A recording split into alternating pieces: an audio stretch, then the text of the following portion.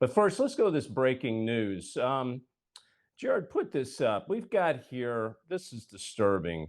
A Canadian father is jailed for speaking out against biological daughter's gender transition. Let me say that again. A Canadian father is jailed, put in jail for speaking out against biological daughter's gender transition.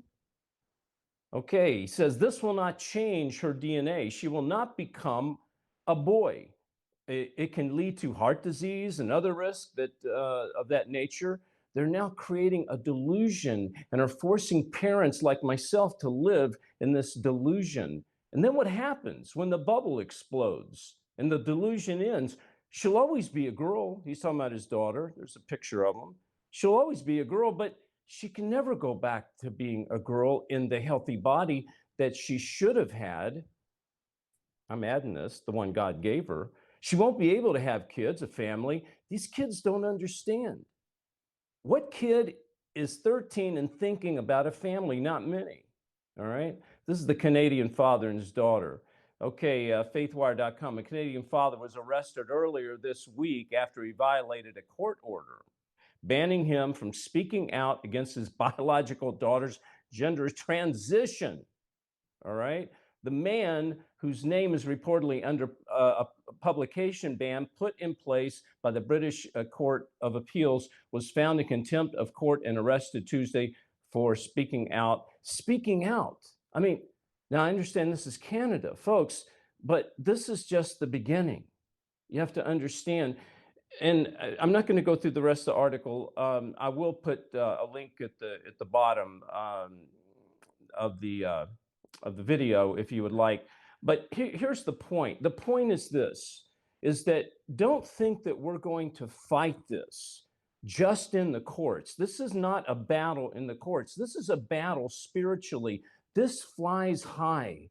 This is principalities. This is fighting the darkness, okay? And until we understand that we as Christians, you and I, we have a battle in the heavenlies that we're battling, and we battle this in the spirit. We battle it. We come against it with prayer, and we ask the Father, and we thank the Father that he's given us the power to battle the enemy, right? And it's because of you and I and the elite. And I say the elite, I don't mean that in a boastful way. The elite is the elect. The elite, many are called and few are chosen. It's a rough road, folks. You and I go down a rough road. This isn't for the faint of heart, but it is for God's elite, God's elect.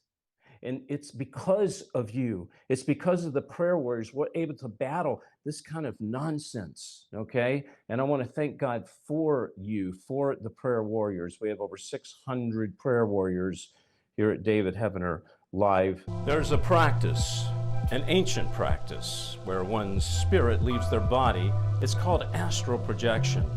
Okay, so dreams.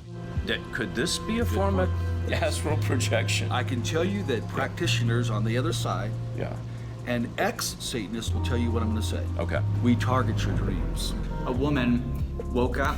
She felt the presence of something in the doorway that was trying to pull her out of her flesh. And what she did was call out to the name of Jesus, and bang, that attack stopped. She went back into her body. She woke up.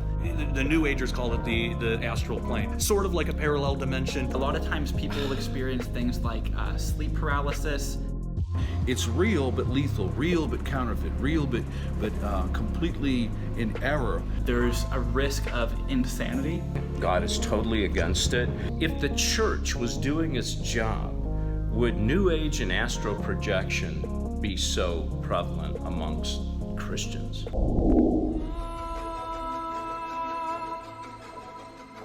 The time has come for God's people to take a stand. Legalize Jesus. Text 71777, the word chosen, to 71777, or go to davidheavener.tv/chosen. Join the movement.